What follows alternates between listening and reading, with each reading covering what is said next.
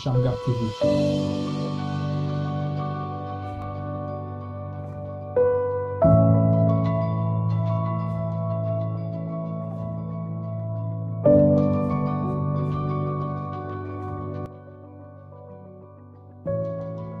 Shalom peuple de Dieu, c'est votre frère Kumbi Levi. Je viens vous annoncer l'émission La Communion qui va commencer à passer sur Shamgar TV. L'émission La Communion consistera à parler sur un sujet bien déterminé de la parole de Dieu. Nous aurons beaucoup d'invités, différentes personnalités, des hommes de Dieu, des frères et des sœurs.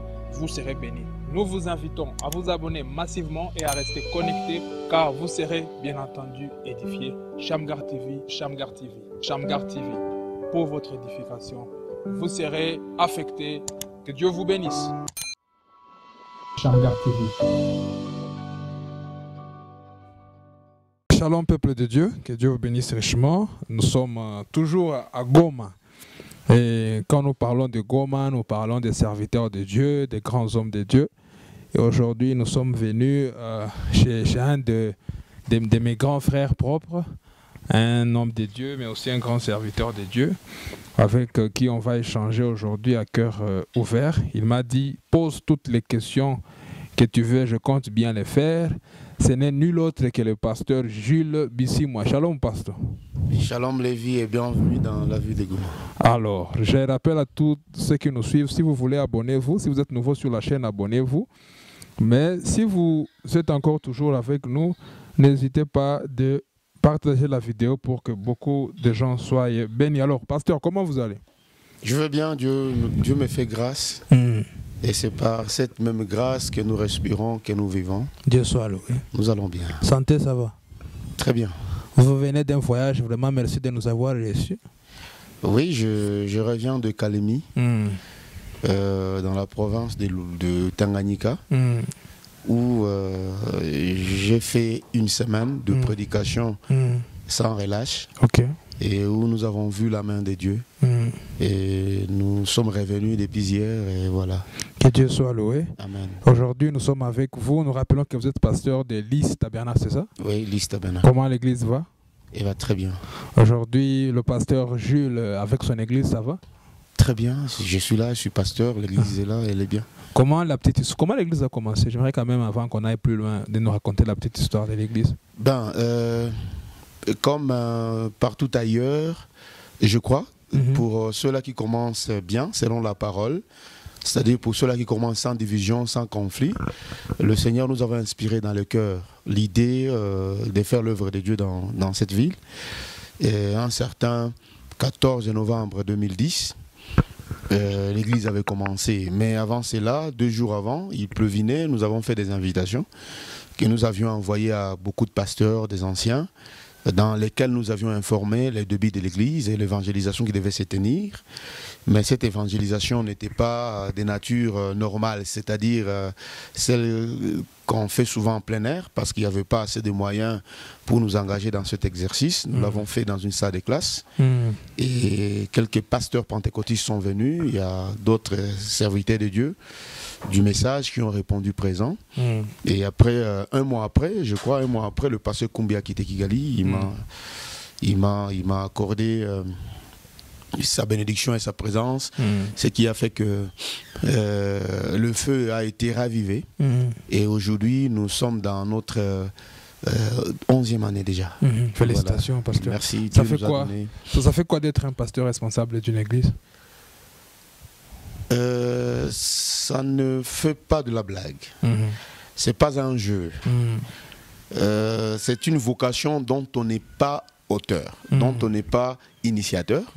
C'est que Dieu vous inspire et il vous oblige d'y aller. Si Dieu allait montrer déjà les choses que nous rencontrerions sur la route, je crois bien que 90% des véritables pasteurs abandonneraient avant de commencer. Mais je crois que cette phase-là, il la cache derrière les rideaux et on la retrouve cheminant dans l'exercice. Mais c'est difficile, bien sûr, mais avec le Seigneur et la grâce, les bons pasteurs tiendront toujours. Parce que vous dites que c'est difficile, mais aujourd'hui tout le monde veut devenir pasteur. Je suis tenté de poser la question, n'est-ce pas plutôt une bonne chose? Parce que tout le monde veut devenir pasteur. Comme dans la vie de Goma, il y a beaucoup d'églises. Alors, qu'est-ce qui est difficile alors que tout le monde aspire à ça? Je ne suis pas Dieu qui les appelle. Et je crois bien que tous ceux qui sont en train de devenir pasteurs les sont par l'appel divin. Parce que je comprends d'abord qu'il y a l'appel pour prêcher, mais aussi au-delà de ça, il y a un appel pour garder les troupeaux. Un pasteur, au-delà du fait que le frère ou la personne a un ministère, il faut qu'il ait des capacités managériales. Parce que le pasteur veut dire un chef, un meneur de groupe, un responsable des âmes, des personnes qui seront là.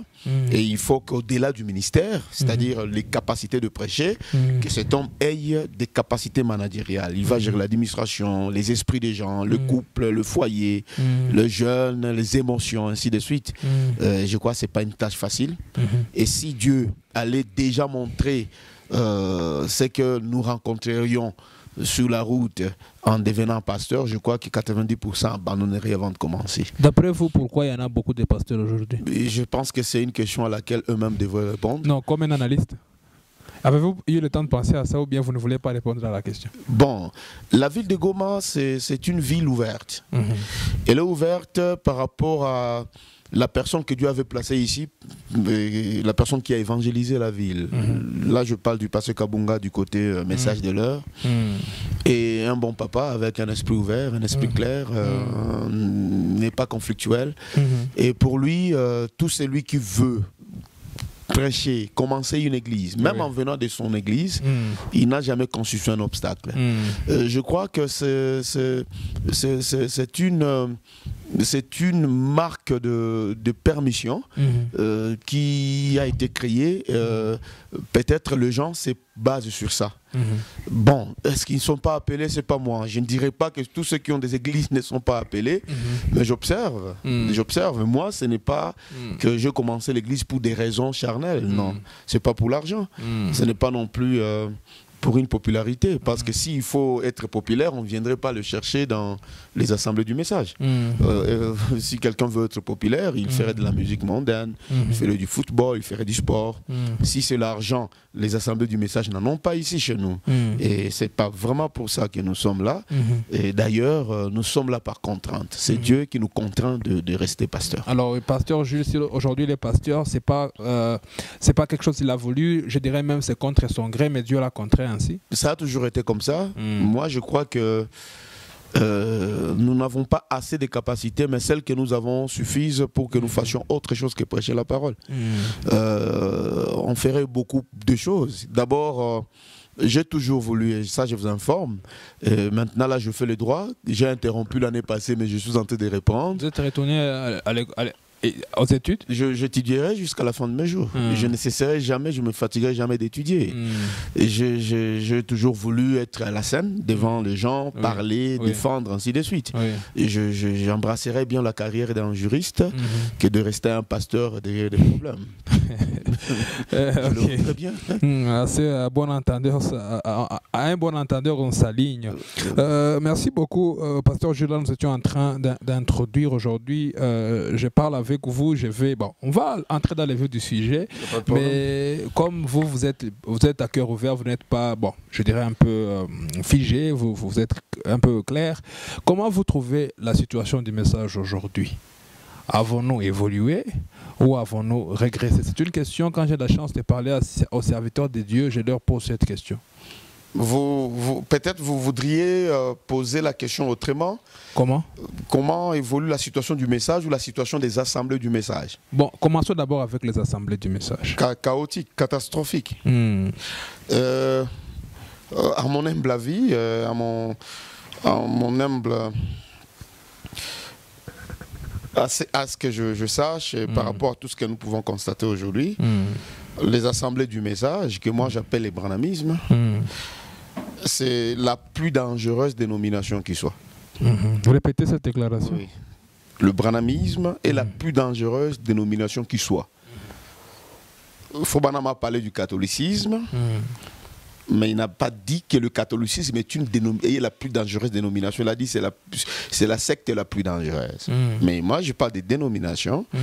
Et dans l'ordre des dénominations, il y a aussi le branhamisme. Le branhamisme est la dénomination la plus dangereuse qui soit. Et dépasse le catholicisme, le protestantisme, le kimbanguisme et tout cela que vous connaissez. Le branhamisme. Oui, le branhamisme. Parisme, je pense que si j'ai mes définitions par rapport à mes notes, parce que Parisme, la définition la plus simple d'un isme, c'est un courant politique, religieux, philosophique, et qui peut devenir une menace pour la liberté. C'est ça un isme. Un courant politique, philosophique, religieux, et qui peut devenir une menace pour la liberté. Et je crois que quand vous attachez isme au nom saint et sacré de Branham, parce que le nom Branham est sacré. L'ange l'a expliqué, Dieu lui a expliqué le sens de son nom, et le diable a attaché à ce nom sacré isme. Et par isme, nous comprenons que c'est un courant religieux, politique, philosophique, et qui peut avoir des déviations terribles et qui peut entraîner un frein pour la liberté. Et aujourd'hui, à moins que nous soyons aveugles, même les aveugles le voient, le branhamisme, les tabernacles du message enfreignent la liberté. Voilà, c'est un Là, vous avez commencé fort. Moi, je comptais y aller petit à petit, mais vous avez commencé en force. Oui, je réponds. On va suivre. Je ne fais que répondre là. Merci. On va suivre un élément et puis on va revenir pour continuer à parler avec le pasteur Jules. Merci. Voilà, je suis en train de beaucoup prier pour que je ne prêche plus comme les branhamistes. Nous sommes en train de prier pour prêcher comme Branham. Que Dieu bénisse. Parce que les branhamistes sont tombés. Mais les croyants du message sont debout. Vous taisez. Voilà, de retour après cet élément qu'on vient de suivre, c'est même ce qui m'a poussé à vouloir faire cette émission avec le pasteur Jules. C'était ça en fait le vif du sujet. Le pasteur Jules a dit, je suis en train de beaucoup prier pour ne pas prêcher comme les branhamistes. Ouais. Les branhamistes sont tombés. Ouais. Mais vous avez ajouté un élément, je veux prêcher comme les croyants du message. Ouais. Première question, quelle est la différence entre les deux? Les croyants du message sont les enfants de Dieu, nés de nouveau, remplis du Saint-Esprit, qui par la grâce de Dieu ont accepté le message donné par le prophète William Marion Branham, et ils ont reçu William Branham comme envoyé du Seigneur, et ils sont en dehors de toutes les formes possibles de dénomination que les tabernacles entretiennent. Mais le branhamiste sont d'abord des religieux qui sont massés dans des assemblées et avec une parure extérieure font montrer aux gens qu'ils sont différents des autres par rapport à toute la religion branhamiste qu'ils représentent. C'est très différent. Et puis les croyants du message, pour continuer à parler? Les croyants du message sont les nés de nouveau. Les croyants qui ont reçu la parole de leur âge, ils sont nés de nouveau, ils vivent la parole, ils manifestent Christ dans leur vie. Ils ne sont pas attachés à un tabernacle, ils ne sont pas attachés à des rites, ils ne sont pas attachés à une forme de religion quelconque. Vous voyez, c'est que leur salut n'est pas basé sur une quelconque forme de religion. Parce qu'aujourd'hui, il suffit seulement. Moi, je donne un exemple. Vous savez que quelqu'un peut être sauvé, il est rempli de Dieu avant qu'il ait une forme extérieure de la religion. Aujourd'hui, si nous passons dans la rue, nous voyons une religieuse catholique, nous les verrons facilement sur le fait pour elle de mettre un foulard blanc, une robe, une longue robe et une manière simple et douce de marcher. On saura que celle-ci est une religieuse. Mais aujourd'hui, nous ne nous tromperons pas non plus d'indiquer que celle-ci est une croyante du message de William Branham. Pas une chrétienne d'abord, on l'appellera une sœur du tabernacle par rapport à la chevelure, à la robe, ainsi de suite. C'est très bien la parure extérieure. Mais on se limite là. La religion branhamiste, c'est le mythe là. Et peu importe ce qu'il y a dans le cœur, à condition que vous ayez une parure extérieure, vous êtes croyant. Ce n'est pas ça la parole. Moi, je crois que les méchants sont déjà là. Et ces méchants se contentent d'une parure extérieure. Vous allez chez un frère, dans sa maison, il n'y a pas de télé. Un frère, il a toutes les formes possibles de la religion branhamiste, mais quand vous entrez au fond de lui-même, c'est un païen cru. C'est un païen cru, il n'a rien de Dieu en lui. Quand vous entrez au fond de lui-même, au fond de lui-même, il a un très mauvais comportement. Je donne un exemple. Fobanam dit, faites que votre maison soit appréciable, qu'elle soit belle. À l'intérieur, mettez des meubles, ainsi de suite, pour que vos enfants n'ayez pas honte d'amener leurs amis, les camarades de classe chez vous à la maison. C'est Fobanam qui l'a dit. Maintenant, vous savez qu'il y a des camarades de classe de nos enfants qui n'arrivent même pas à pénétrer nos clôtures. Parce que ces camarades de classe, souvent, ils viennent en pantalon. Et quand ils arrivent, papa va se mettre à la porte et va les refouler parce que le pantalon va souiller la colonne de feu, la photo de l'ange dans la maison. Il y a des pères, des croyants du message, des croyants des branhamistes, si je peux me permettre ainsi, qui interdisent que les filles en pantalon entrent chez eux à la maison. Et moi, je leur rétorque une question, je leur pose une question. Comment est-ce qu'elles croiront? Parce qu'il faut, maintenant, dit, il faut bien arranger la maison pour que vos enfants n'aient pas honte d'amener leurs camarades dans des maisons, dans la maison. Mais leurs camarades, sont-ils obligés d'être en grande robe, à longue robe? Elles viendront telles qu'elles sont. Et c'est dans la maison qu'elles seraient converties. Vous voyez, c'est que l'attitude que nous montrerons à la face du monde prouvera que le message que nous avons reçu est vrai. Moi, je suis un marketeur. Je fais le marketing à l'université, j'ai fini. Je connais le principe du marketing. Et le premier principe, le principe par excellence, c'est l'approche. Vous voyez, cette approche, c'est quoi? C'est que vous vendez le produit et vous devez le ressembler. Vous voyez, nous avons un message glorieux, puissant. C'est avec ce message, moi je le crois que c'est avec cette parole parlée, le message de l'heure, que Dieu a créé les cieux et la terre. Que les étoiles ont été placées dans l'espace, et ainsi de suite. Mais le même message étant donné dans toute sa pureté, et nous le prêchons, nous lisons les brochures, nous disons Fobanam a dit, il n'arrive plus à produire les mêmes résultats. Parce que l'approche n'est pas bonne. Nous avons les bons produits, mais nous n'avons pas une bonne approche. Vous voyez, quand vous allez au marché, vous verrez que il y a un étalage où les gens ont toujours tendance à aller. Une dame qui vend des beignets et qui a plus de clients que d'autres dames autour d'elle. Vous verrez, vous remarquerez que les beignets qu'elle vend peut-être ne sont pas bons, meilleurs que les autres beignets à côté. Mais l'approche de cette dame-là fera en sorte que les gens viennent plus chez elle que chez d'autres personnes. Pourquoi? Vous êtes au loin, elle commence à vous crier, elle commence à vous appeler par les noms si elle vous connaissez, elle commence à vous approcher, elle sourit même. Vous voyez? Et vous vous sentez à l'aise en venant là-bas. Mais aujourd'hui, si le message est venu, c'est pour que nous convertissions des gens, pour que nous les amenions de leur dénomination vers la parole. Mais nous qui devrions les faire, nous les insultons avant de venir chez nous. Nos chairs sont devenues un endroit d'abattage. Nous tuons les prédicateurs pentecôtistes, nous tuons même les prêtres. Vous verrez que les assemblées du message ou les réunions du frère Branham, quand Branham tenait des réunions, comment Branham pouvait avoir 500 000 personnes, 50 000 personnes et d'autres les suivaient en ligne, une salle bondée de 12 000, 20 000 personnes. Est-ce que au Branham Tabernacle, il avait combien de brebis? Il n'en avait pas plus de 300. Mais d'où venaient ces personnes-là? Pourquoi ces personnes le suivaient? Est-ce que vous pensez que ces personnes croyaient tout ce que Branham disait? Non. Mais ils aimaient, ils appréciaient son approche. Branham était le prédicateur de tout le monde. Il était le prédicateur des pécheurs.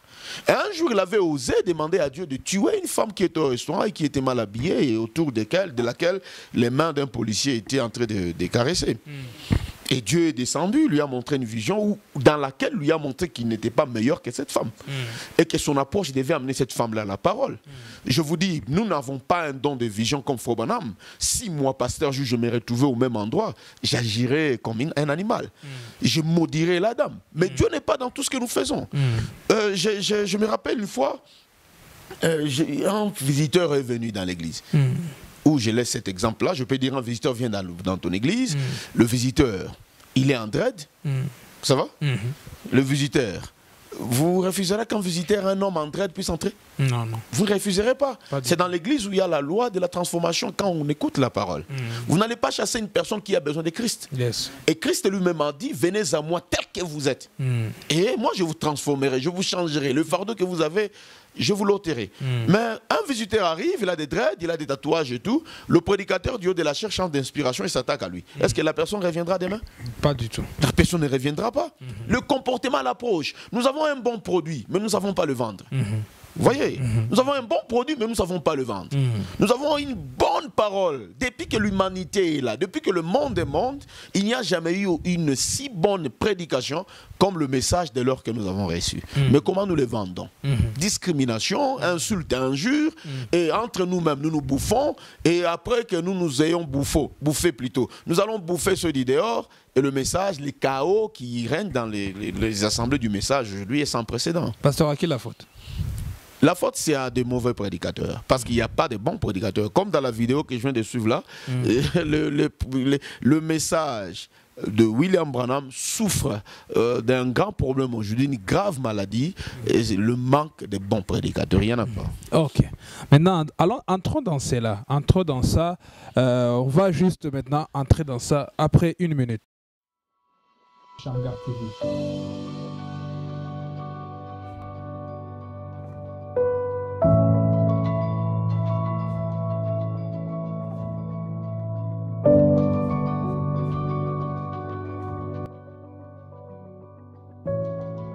Shalom peuple de Dieu, c'est votre frère Kumbi Levi. Je viens vous annoncer l'émission La Communion qui va commencer à passer sur Shamgar TV. L'émission La Communion consistera à parler sur un sujet bien déterminé de la parole de Dieu. Nous aurons beaucoup d'invités, différentes personnalités, des hommes de Dieu, des frères et des sœurs. Vous serez bénis. Nous vous invitons à vous abonner massivement et à rester connectés car vous serez bien entendu édifiés. Shamgar TV, Shamgar TV, Shamgar TV, pour votre édification. Vous serez affectés. Que Dieu vous bénisse. Shamgar TV. Pasteur, vous venez de dire quelque chose, on vient, c'était après cet élément.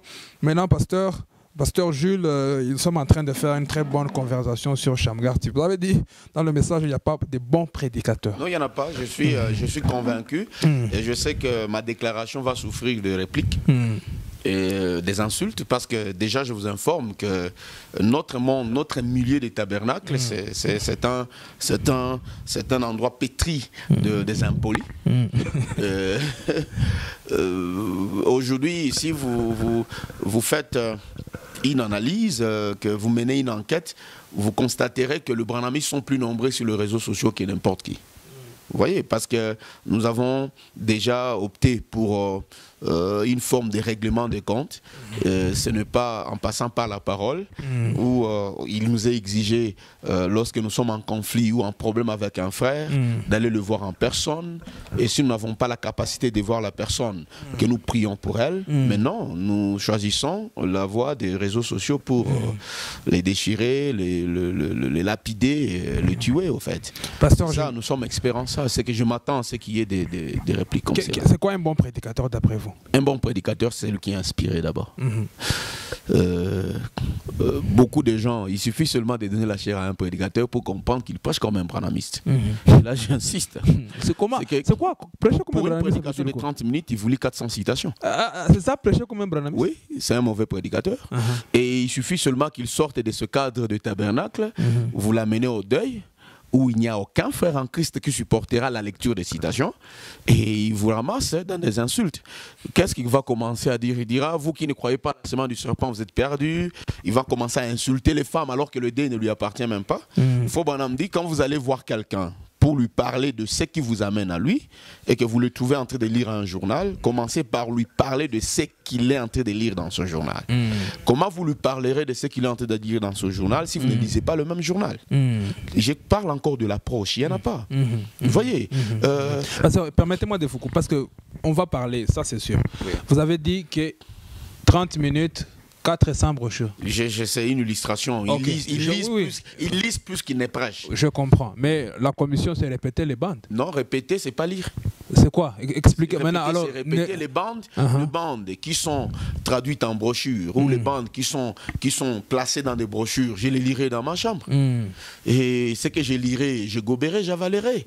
Et ce que je vais avaler, je viendrai vomir devant le peuple de Dieu. Prêcher, c'est une inspiration que vous avez. C'est le Saint-Esprit qui vous inspire sur le besoin du peuple. Vous voyez, ceux qui sont là, qui viennent, ils ne vous ont pas consulté avant de s'asseoir. Ils n'ont pas été avec vous dans la petite chambre où vous étiez en train de méditer, de prier pour que le Saint-Esprit vous inspire. Qu'est-ce que le Saint-Esprit vient faire au ministre dans la méditation? Il vient lui révéler dans son cœur le besoin du peuple. C'est ainsi que vous verrez, quand vous montez à la chaire, vous pouvez avoir déjà préparé votre prédication. Pédagogiquement, vous allez la suivre, mais arrivé là-bas, tout change. Et souvent, les prédicateurs, ils les disent tout haut. Et je venais pensant que j'allais dire ça, mais je ne sais pas pourquoi je vais dans ce sens-ci. C'est le Saint-Esprit qui voit le besoin du peuple et qui vous oriente vers la réponse à ces besoins-là. Mais ici, peu importe, parce que déjà, je vous informe que ceux qui lisent sont plus nombreux que ceux qui prient. Parce que nous allons à la chaire pour épater, non plus pour prêcher. Et avec toute cette forme d'enseignant, parce que je ne vois plus aujourd'hui qui n'est pas enseignant. Tous les jeunes ministres qui viennent aujourd'hui veulent enseigner. Il a le sacré en main, il veut dessiner des tableaux. On n'a plus d'évangélistes parce que nous pensons que quand on est appelé pour prêcher, il faut qu'on épate. L'évangéliste est devenu l'homme le plus rare dans nos assemblées. Vous verrez que tous les jeunes ministres qui arrivent, vous parleront des 7 honneurs, des 7 âges de l'église, de l'adoption, ainsi de suite, ils enseignent. Ce qu'ils enseignent là, ils ne l'ont pas appris en priant, en s'agenouillant, non. Ils ont suivi des YouTube, des vidéos des prédicateurs. Ils font du copier-coller. Maintenant, comme nos vieilles mamans, nos mamans et nos papas qui sont avancés en âge ne sont pas sur YouTube à tout moment, ils ne comprendront pas que cet enfant a fait du copier-coller. Mais le jeune, vous comprendrez que celui-ci, ce qu'il vient de dire là, cette prédication, je l'ai déjà suivi chez tel. Il l'allume, il suit Lys Ngalibali, il prend toute son inspiration, il change de sujet et vient vous prêcher Lys. Et ça, c'est prêcher. Il y a des très mauvais prédicateurs dans nos assemblées, nous ne devons pas l'admettre, nous ne devons pas le refuser.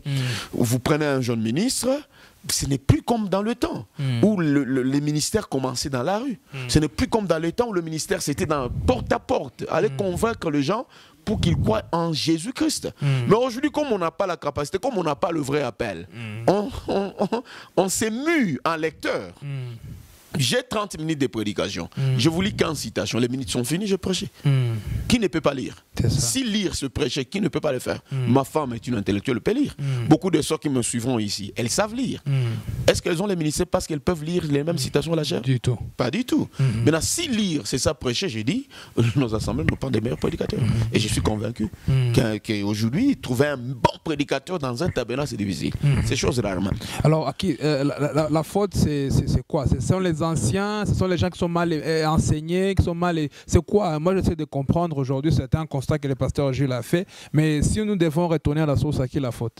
La faute, c'est d'abord... bon, moi, je parle ici en tant que Congolais, je trouve que mon pays n'est pas en position de défavoriser une telle mentalité. Parce que au début, vous m'aviez demandé si on devient pasteur, c'est pour l'argent, ainsi de suite. Je commence à comprendre que beaucoup de nos jeunes ministres pensent que prêcher a un but lucratif. Et les voyages missionnaires, souvent quand vous finissez de prêcher, c'est une enveloppe de remerciements qui arrive. Non, ça n'arrive pas au début, ça arrive à la fin. Et d'ailleurs, pour les véritables ministres, c'est après que Dieu vous aura déjà pressé pour enlever tout ce qui est de vous, de vous-même. Vous voyez, et puis après, vous récolterez. Moi, je ne suis pas en train de comprendre pourquoi même les lois de la nature ne nous inspirent pas. Une semence que vous plantez le matin, vous voulez en avoir le fruit le soir. Mais je pense que cette façon de favoriser, cette prolifération des ministères, il n'y en avait pas dans le temps. Parce que les gens venaient à l'église pour chercher Christ. Et c'est Dieu qui forçait une personne à prêcher la parole. Mais aujourd'hui, vous allez entrer dans un tabernacle, tous les jeunes sont appelés pour prêcher. Ce sont des docteurs. Et encore des docteurs. Les moins parmi eux doivent être un apôtre. Oui, oui. Maintenant, ils sont 10 là, posez la question, vous avez quel appel? D'ailleurs, ils vous les diront à tâtonnant parce que Dieu ne les aura pas d'ici qu'ils sont. Moi, je crois que quand Dieu appelle quelqu'un, lui dit d'abord quel est le ministère qu'il a. Et aujourd'hui, vous posez la question à un frère, qui es-tu? Quel est ton appel? Il te dira, je suis docteur. Celui qui ne sait pas enseigner comme l'autre vous dira qu'il est apôtre. Mais allez dans la Bible, dans le lexique spirituel que nous avons, allez dans le message pour comprendre ce que Branham dit d'un apôtre. Il est un apôtre, n'a jamais amené un seul au Seigneur. Il y a même des ministres qui n'ont jamais baptisé un seul. Il y a des ministres Dieu de la chair qui n'ont jamais amené un seul croyant à la parole. Il peut prêcher, les gens sont baptisés, il vous dira que c'est celui qui a baptisé, non. Mais quand vous avez prêché que les gens ont été baptisés, sachez aussi que ces gens qui sont arrivés à l'église ont été invités par une maman dans le quartier.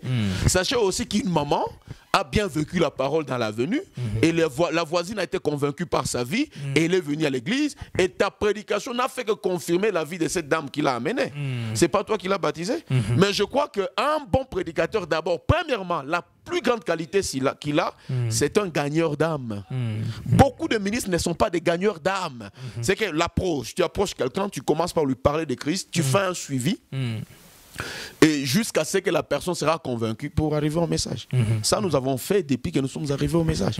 Et c'est chaque jour que nous continuons à le faire. Et ce qui est en train d'encourager ce chaos, c'est la mentalité congolaise. On n'est pas prêt de dénoncer cela. Non, au Congo, il y a du chômage, vous le savez, non?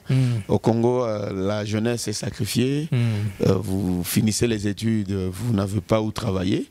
Et comme vous êtes croyant du message, avec le français qui est la langue officielle chez nous, et comme nous savons aussi que celui qui ne prêche pas en français n'est pas un bon ministre.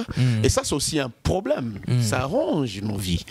Vous allez à Massissi, ici à côté, où parler français n'est réservé qu'aux expatriés. Mais vous verrez un jeune ministre, un ministre même, qui parle très mal français, le français qu'il a appris en lisant les brochures, mais il va obliger qu'on lui cherche un interprète. Dans une assemblée où tout le monde parle swahili. Alors qu'il connaît la langue. Il connaît bien sa langue, il connaît bien le swahili, mais il va forcer à ce qu'on lui cherche un interprète. Parce que pour eux, quand on ne prêche pas en français, on n'a pas du succès. Ça, c'est aussi un mal qui nous ronge déjà. Tout le monde prêche en français. Dans un tabernacle, dans une assemblée, dans une réunion de gens où il y a que des autochtones, on parle la langue locale, le swahili. Même les Quinois qui arrivent ici, dans 2 mois, ils apprennent déjà le swahili. Prêcher en swahili. Est-ce que le pasteur Jules prêche en swahili? Beaucoup de fois. Dans mon assemblée, d'abord, avant de prêcher en français, je demande. Et ça, vous pouvez le demander s'il y a quelqu'un qui n'entend pas le swahili, qui n'écoute pas le swahili. Et si tout le monde est apte à m'écouter, à me saisir en swahili, je prêche en swahili, l'interprète descend. Okay. Je prêche en français lorsque quelqu'un ne me capte pas en swahili. C'est ça ma condition. Je viens de Kalemi, et je crois que le pasteur Baudouin va suivre cette vidéo et il y aura des témoignages qui vous arriveront. J'ai demandé à plusieurs fois, est-ce qu'il y a quelqu'un qui ne saura pas me capter en swahili? Et quand il y avait personne, j'ai prêché en swahili. Quand il y avait quelqu'un ou 2, 3 personnes, j'étais maintenant le francophone à la chair. Et souvent, ce qui nous dérange, quelqu'un sait que son auditoire est swahiliphone et il vous prêche en mauvais français.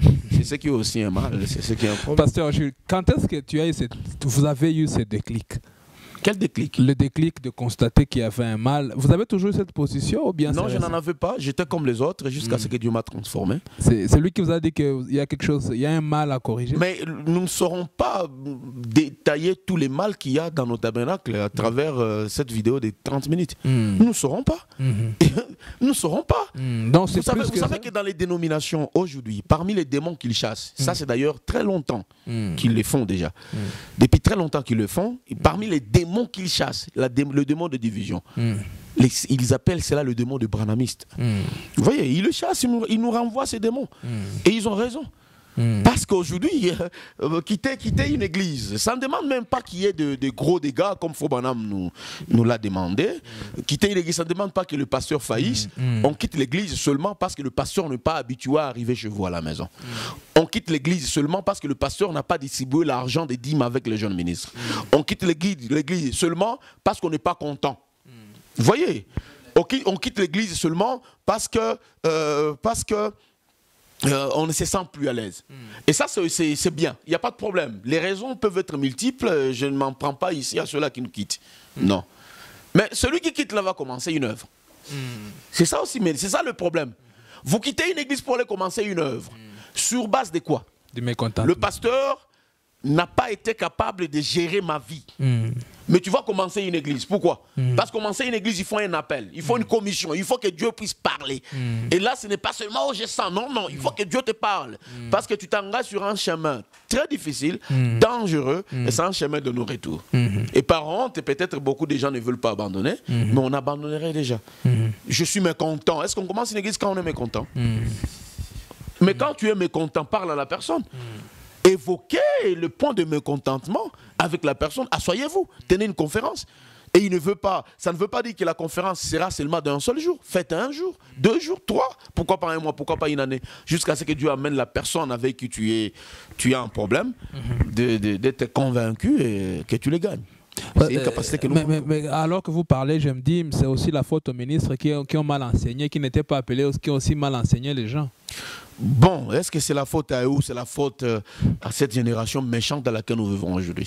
C'est laquelle? C'est la vôtre? C'est celle qui vient? C'est celle qui a Parce que moi, je crois, Frobanam dit, qu'il dit dans la semence du serpent, je crois au paragraphe 218, Frobanam dit que la sémence du juste a presque disparu. Vous voyez, Sion, Sion, tu verras que les bons frères nous manquent.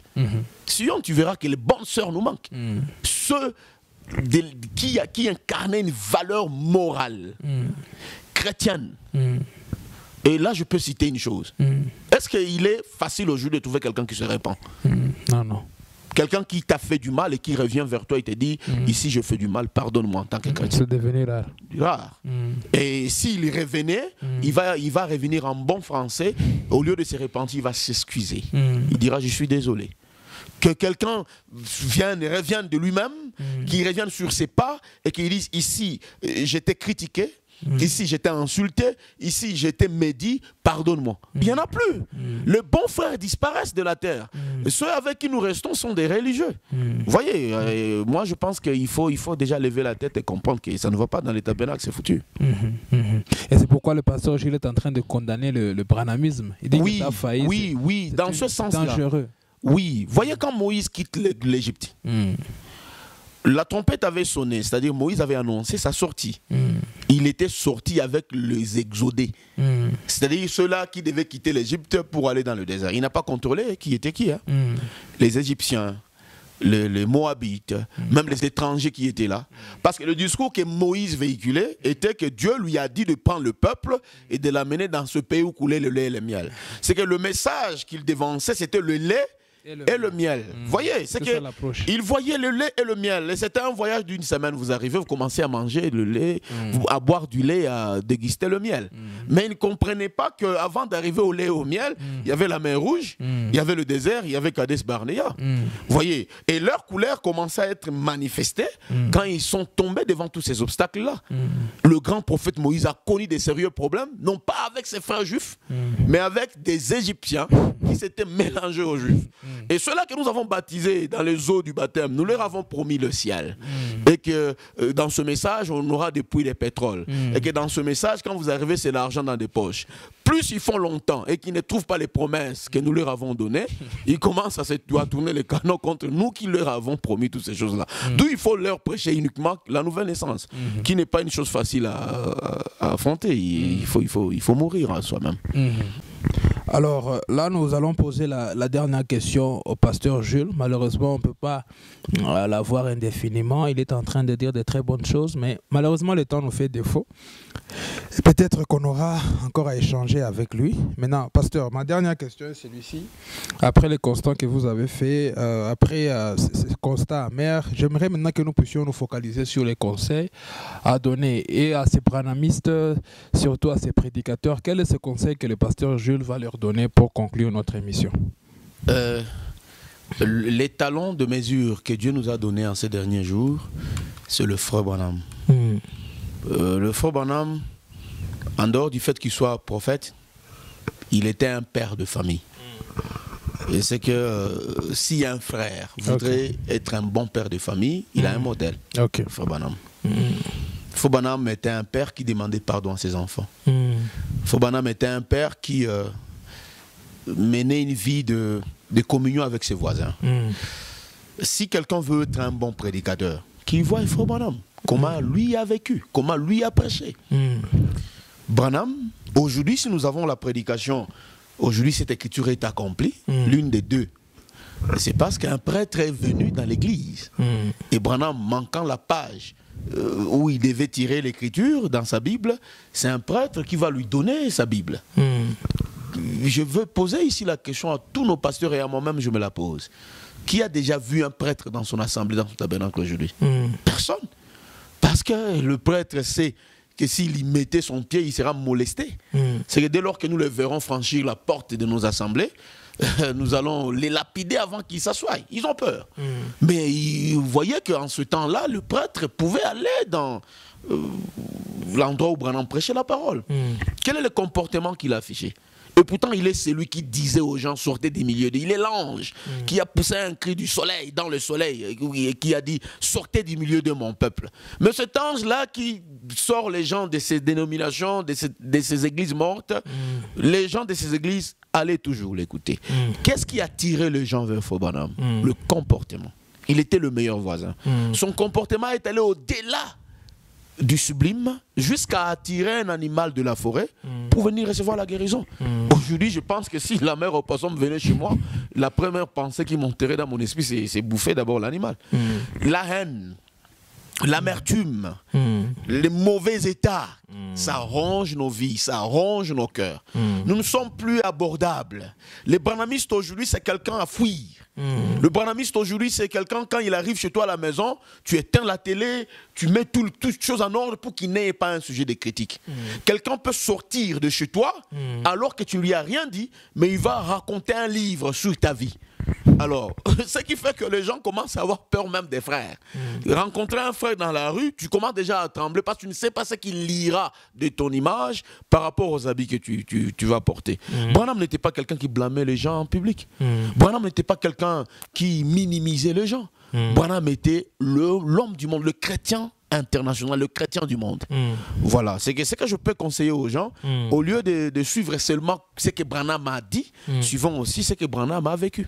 Sa vie nous inspirerait aussi plus. Ici, pour nuancer la chose, le branhamisme n'a rien à voir avec le fait de croire aux prophètes. Non, non, le branhamisme, c'est quoi? J'ai parlé du désert. Ceux qui sont arrivés de l'Égypte dans le désert, ont tourné dos à Moïse. Oui. Et puis il y a ceux qui sont partis de l'Égypte, du désert plutôt vers Kades Barnea.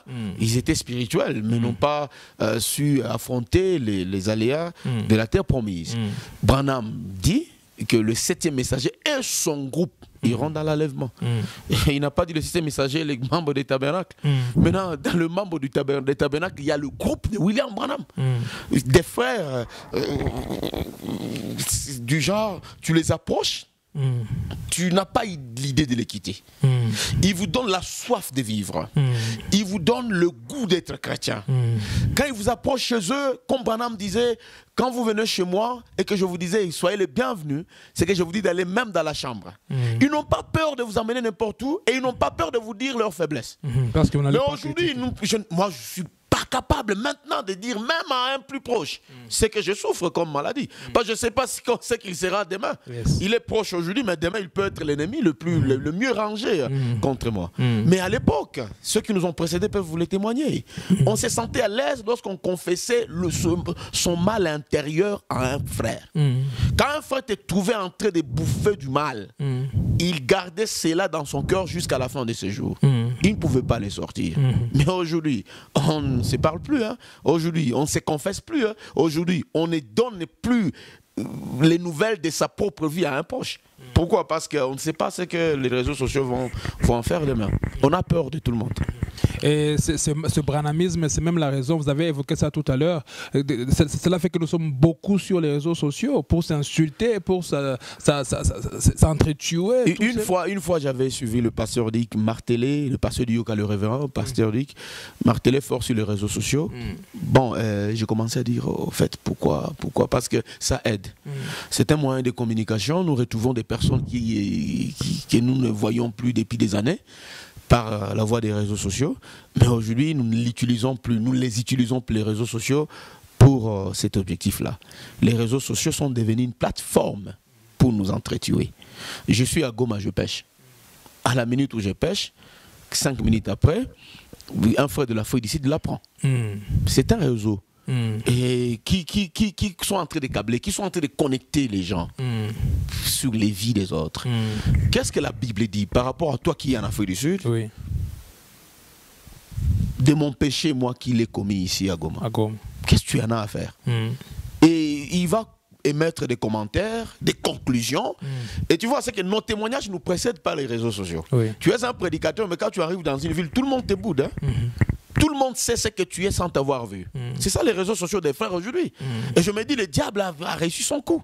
Le diable a bien installé les Facebook dans les téléphones des frères, non pas pour nous aider à nous connecter, non pas pour nous aider à mettre un esprit de prière entre nous, un frère qui est en besoin, qui est en Belgique, mais qui veut que je prie pour lui, moi étant en Goma. Ce n'est plus ça la raison des réseaux sociaux, mais pour que nous nous entretuons sans nous avoir vus, sans nous connaître. Pasteur Jules, malheureusement, on ne peut pas tout dire aujourd'hui, mais c'est un constat amer que Dieu nous aide. Est-ce que ça va s'améliorer? Dans l'Assemblée, non. Mais dans le petit groupe qui sera enlevé avec William Branham, oui. Mais vous espérez encore trouver quelque chose de bon dans ces vieilles bâtisses de tabernacle. Et quand je cite tabernacle, je mets aussi le mien, hein, ce qui n'est pas exclu. Je crois que le salut n'y est plus. Le salut reste dans le message. Nous nous rassemblons pour donner le salut aux gens. Mais si on doit compter sur la communauté branhamiste aujourd'hui, je l'ai dit, comme je l'ai dit au début, c'est la plus mauvaise des dénominations. Et je l'assume. Et vous pouvez dire aux gens comme le prophète sortait du milieu de... C'est là qu'il faut maintenant sortir. Vraiment, cette phrase-là de l'ange d'Apocalypse 18, sortez du milieu d'eux, je comprends qu'on ne sort plus du catholicisme. C'est là qu'il faut sortir.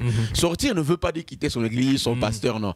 Sortir du système. Système de pensée, mentalité. Sortir du système, sortir de cette couleur-là, sortir de ces ismes.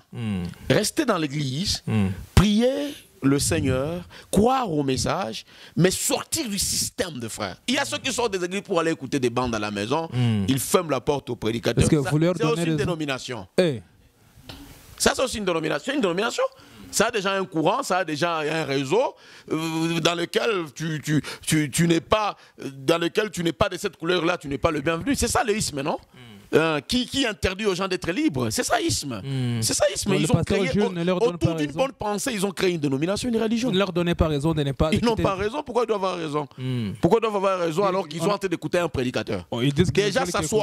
Déjà s'asseoir pour écouter Fou Branham prêcher, c'est écouter un prédicateur. Déjà, ils n'ont pas raison. C'est la même chose. Parce que Branham ne prêchait pas seulement comme un prophète. Il y a des fois où Branham prêchait comme un évangéliste. Il y a des fois où Branham prêchait comme un pasteur. C'est qu'ils s'assoient, ils écoutent Fou Branham, prophète de Malachie 4, prêchant comme un pasteur. Mais pourquoi ils doivent avoir raison? Ils n'ont pas raison. Ils n'ont pas raison. C'est justement la dénomination. C'est une autre forme de dénomination que Satan a installée. Malheureusement, nous l'avons dénichée et nous ne croirons pas à ça. Parce que nous, ici, et ceux qui nous ont précédés, nous avons une histoire par rapport aux bandes. Moi, je me mettais sur la ligne pour attendre une bande. Et la bande que je devais retirer, je devais aller l'écouter à la maison sous des piles que j'ai mises cachées sous les lits pour que les piles soient rechargées. Aujourd'hui, on a les téléphones, on peut écouter la bande. Mais on a souffert pour écouter la bande. Moi, je suis un tape boy de naissance. De la première génération. Il n'y a personne qui m'enseignera comment on écoute Fou Branham. J'écoute Fou Branham. Mais venir faire une dénomination sur ça, vous êtes contre ça? Mais pourquoi faire une dénomination autour du Fou Branham? Fou Branham, on ne peut pas faire une dénomination autour de lui, il va te cracher. C'est un prophète vivant, ce n'est pas un prophète mort. Merci beaucoup, Pasteur Gilles. Que Dieu vous bénisse. Pasteur Gilles, c'est le pasteur de l'Église Tabernacle. Si vous êtes à Goma, allez communier avec lui. L'adresse de l'église? L'adresse de l'église, Goma n'a pas des adresses comme à Kinshasa ou d'ailleurs. Qu'il vous appelle alors? Nous sommes dans le quartier Katoï. Si quelqu'un venait de la ville, à partir des Trois Paillotes, il monte jusqu'au petit bureau du quartier et à droite, nous sommes là. Ou bien c'est plus facile, appelez le pasteur Gilles. Oui, qui m'appelle, si mon numéro sera affiché au bas de l'écran. Merci beaucoup, pasteur. Merci pour votre temps. Que Dieu vous bénisse. Shalom. Shamgar TV.